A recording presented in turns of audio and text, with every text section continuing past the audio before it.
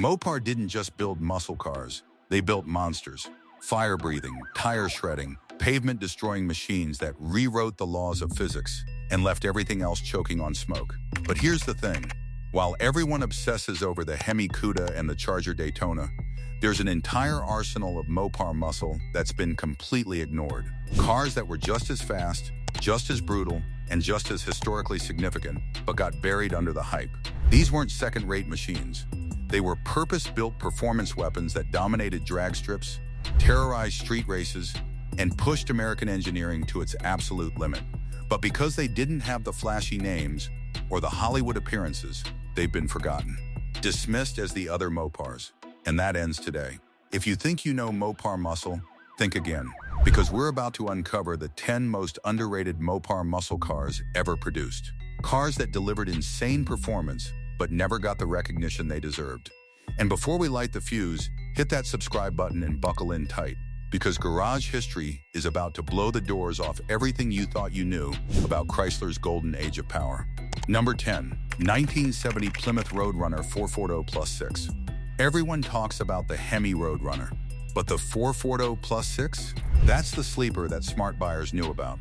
This engine was Mopar's answer to Chevy's tri-power setup, a 440 cubic inch V8 with 3.2 barrel carburetors that cranked out 390 horsepower on paper. But that number was a joke. Real-world testing showed these engines were making well over 425 horsepower, and with simple tuning you could push past 500. The Roadrunner was cheap. It was Plymouth's budget muscle car, stripped down to the essentials. No luxury, no frills, no unnecessary chrome, just raw power wrapped in sheet metal. And with the 440+6, it could run the quarter mile in the high 13s bone stock, matching cars that cost thousands more. The beauty of this setup was reliability. While Hemi engines required constant maintenance, special fuel, and expert tuning, the 440+6 just worked.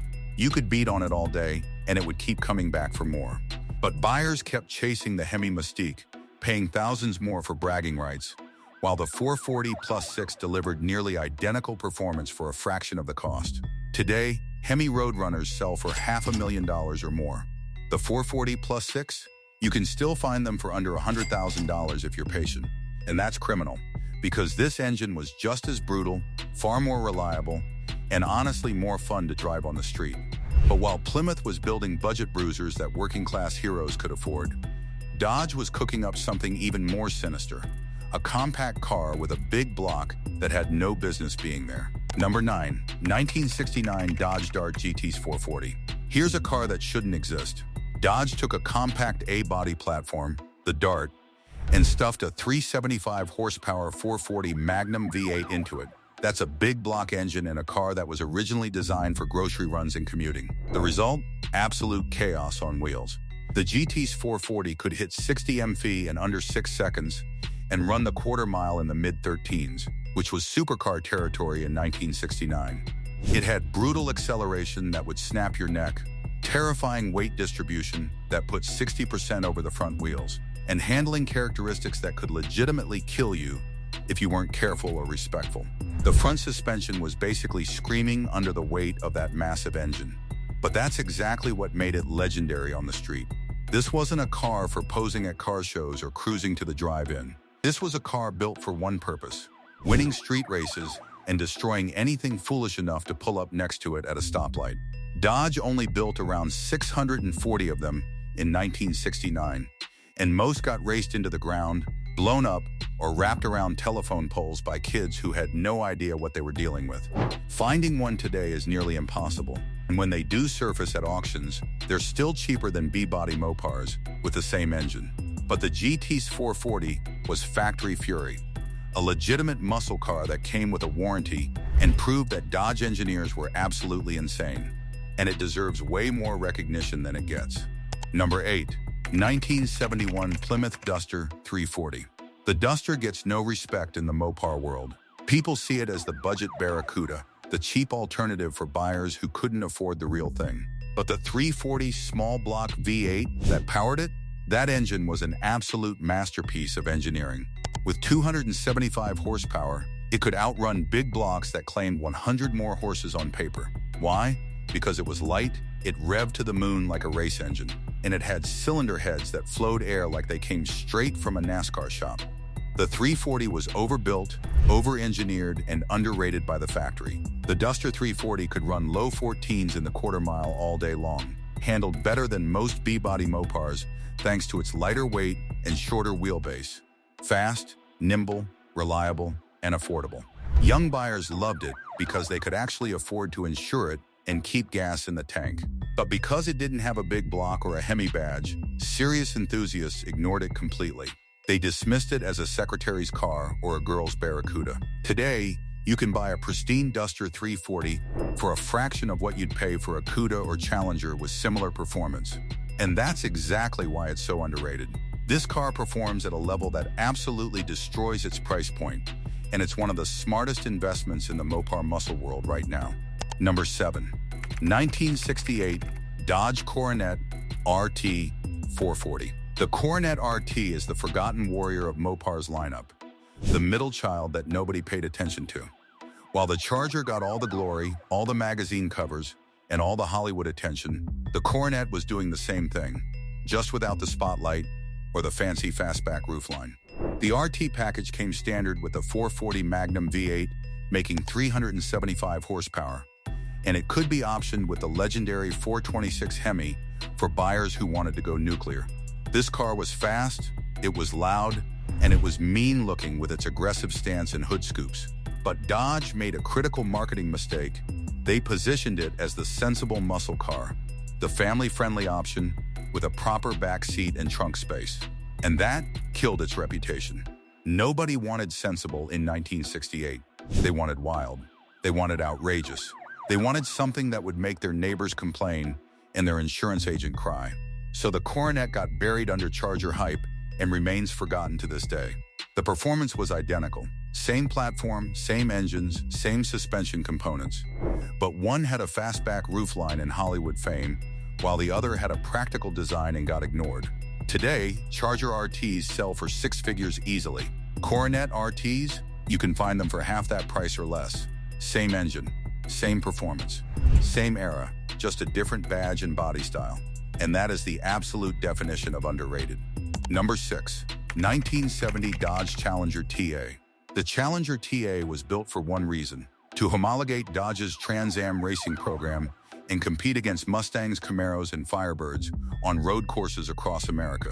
It came with a 340 cubic inch V8, topped with 3 2-barrel Holley carburetors mounted on a sideways intake manifold, the famous 6-pack setup that was normally reserved for big blocks.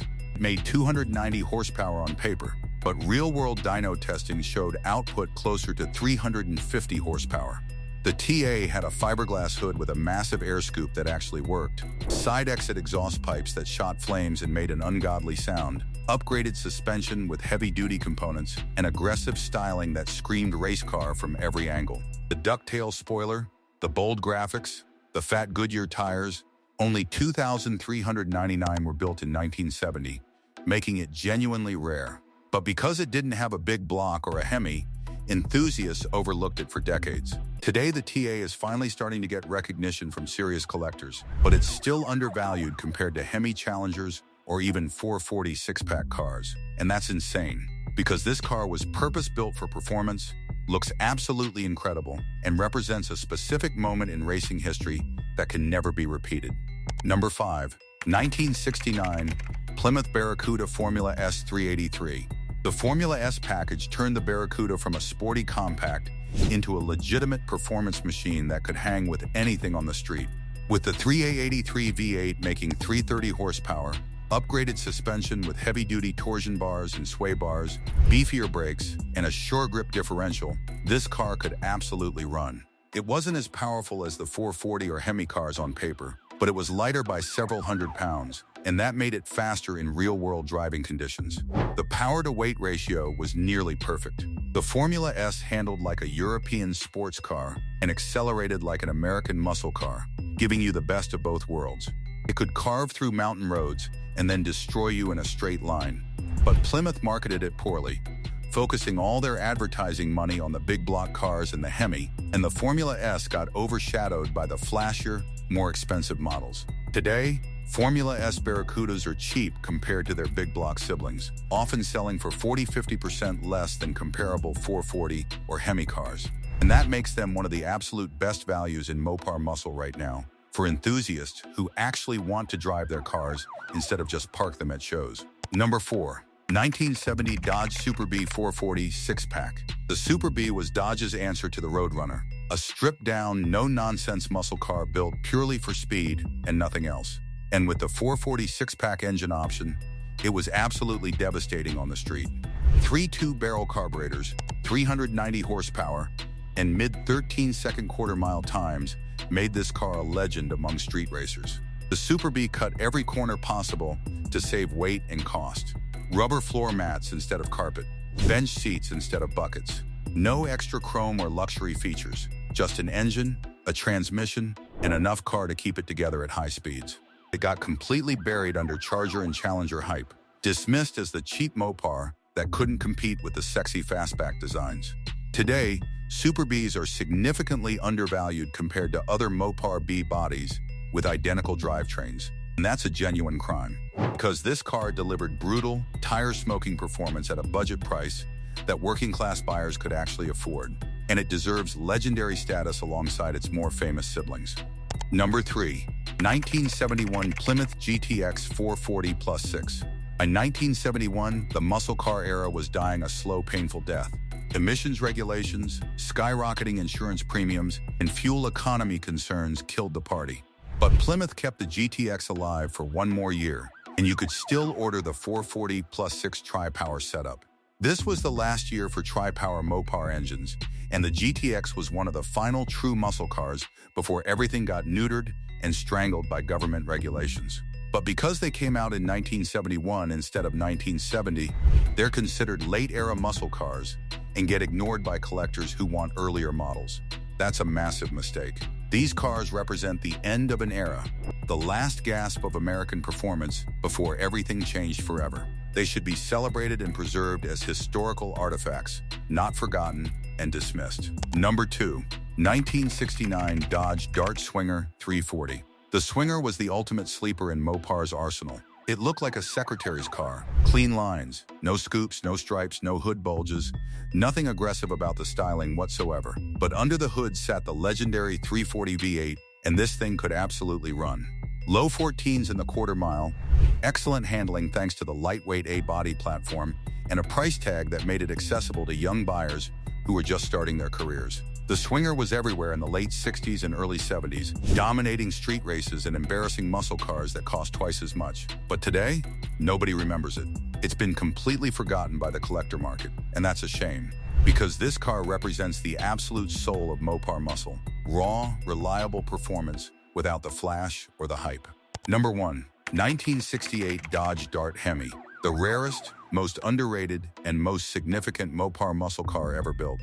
Dodge built only 80 lightweight Dart Hemis, specifically for drag racing in 1968, and they were absolute monsters that rewrote the record books. With fiberglass body panels, gutted interiors, lightweight glass, no sound deadening, and the 426 Hemi V8, these cars could run 10-second quarter miles straight from the factory with just slicks and minor tuning. These weren't street cars in any real sense. They were race cars with VIN numbers, built solely to dominate in raw superstock classes. But because they weren't real street cars that you could daily drive, they've been overlooked by mainstream collectors who want cars they can cruise and show off. Today, they're worth millions when they come up for auction, but still less than some Cudas and Chargers that are far less significant historically. And that's absolutely absurd, because the Dart Hemi is one of the most significant Mopars ever built. A piece of drag racing history that proved Mopar's engineering dominance. And there you have it, the 10 most underrated Mopar muscle cars ever produced. From budget bruisers to homologation specials to purpose-built drag weapons, these machines deserve far more respect than they get in today's collector market. If this opened your eyes to Mopar's hidden gems, smash that like button and drop a comment with your favorite underrated Mopar that deserves more recognition. And if you want more forgotten muscle, more buried legends, and more automotive history that needs to be told, hit subscribe and turn on notifications, because garage history is just getting started. We've got more undervalued classics, more rare machines, and more stories that the mainstream ignores coming your way. Thanks for riding with us. And remember, the best Mopars are often the ones nobody talks about. Smartest collectors know this. Until next time, keep it loud, keep it fast, and keep it Mopar.